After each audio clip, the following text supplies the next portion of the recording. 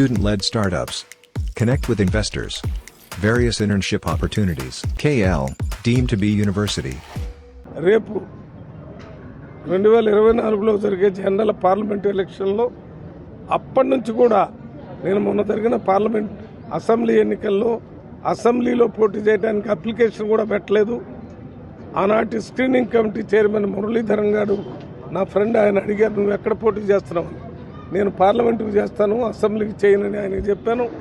ఒక దశలో ఎక్కడో చేవెళ్ల నుంచి మల్లు రవి పోటీ చేయాలంటే లేదు, మల్లు రవి పార్లమెంటుకు చేస్తానని నాకే చెప్పారు కాబట్టి ఆ అవకాశం లేదని చెప్పడం జరిగింది.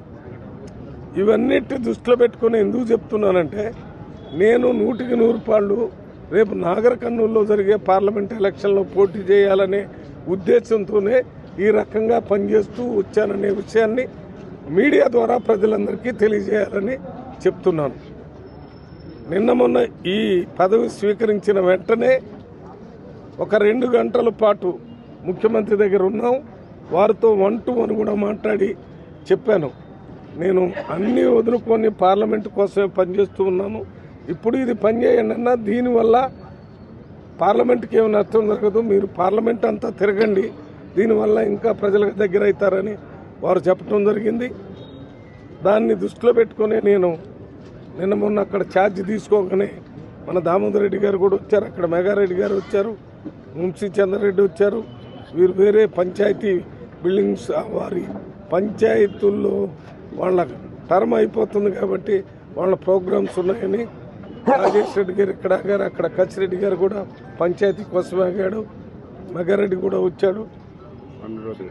మన స్పెయిన్ పోయారు, ఎవరు అనిరుద్ రెడ్డి జడ్చర్ల నుంచి వచ్చాడు, ఇక్కడ వంశీకృష్ణ గారు వచ్చారు, అక్కడ మన కొల్లాపూర్ ఎమ్మెల్యే జూపల్లి కృష్ణారావు గారు స్పెయిన్ వెళ్ళాడు. అప్పుడు ఫారెన్లో ఉన్నాడు కాబట్టి ఆయన రాలేకపోయారు, వారు అక్కడి నుంచి కూడా మాట్లాడారు. అంటే నేను పోటీ చేస్తాననేటటువంటి దాంట్లో నాకు ఏ రకమైనటువంటి నాకు వద్దు టికెట్ నేను చేయను అనేటటువంటిది కాకుండా, నాకు ఈ ప్రత్యేక ప్రతినిధి ఉన్నా కూడా పనిచేసి ఎంపీగా పోటీ చేస్తానని నేను హైకమాండ్కి చెప్పాను, ఇక్కడ అందరికీ చెప్పాను. మళ్ళీ ప్రజలకి మీ ద్వారా చెప్పాలని చెప్తూ, ఒకవేళ 2 పోస్టులు అదెందుకు మళ్ళీ అది వద్దు అని అంటే, ఒక స్పెషల్ రిప్రజెంటేటివ్ ఇంకెవరికైనా ఇస్తానంటే నేను వెంటనే రిజైన్ చేసి అది ముఖ్యమంత్రి గారికి ఇచ్చి ఇక్కడ పోటీ చేస్తాను.